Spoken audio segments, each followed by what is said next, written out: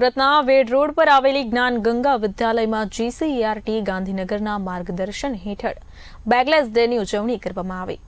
ધોરણ 1 થી 8ના વિદ્યાર્થીઓએ બેગ વિના શાળામાં હાજરી આપી અને શૈક્ષણિક પ્રવૃત્તિઓ ઉપરાંત શારીરિક અને માનસિક વિકાસ માટે વિવિધ રચનાત્મક પ્રવૃત્તિઓમાં ભાગ લીધો।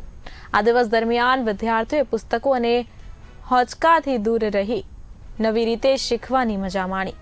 NLP ટ્રેનર ડિમ્પલ લોટવાલાએ વિદ્યાર્થીઓને બ્રેઇન ડેવલપમેન્ટ માટે ગીતી રીતે NLP ટેકનિક શીખવી અને ધ્યાન કેન્દ્રિત કરવાનું કૌશલ્ય વિકસાવ્યું।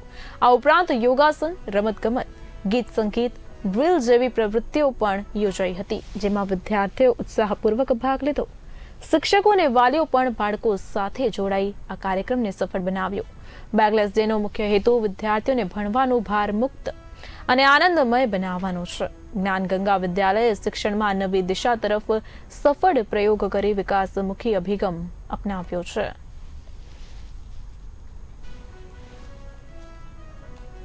સરકારશ્રી દ્વારા ધોરણ 1 થી 8ના વિદ્યાર્થીઓ માટે બેગલેસ ડે 10 બેગલેસ ડે ની જે જાહેરાત કરવામાં આવી છે એના અંતર્ગત આજે પ્રથમ દિવસ એટલે કે જુલાઈ મહિનાની 5મી તારીખ અને વિદ્યાર્થીઓ આજે બેગ વગર ઉપસ્થિત થયા।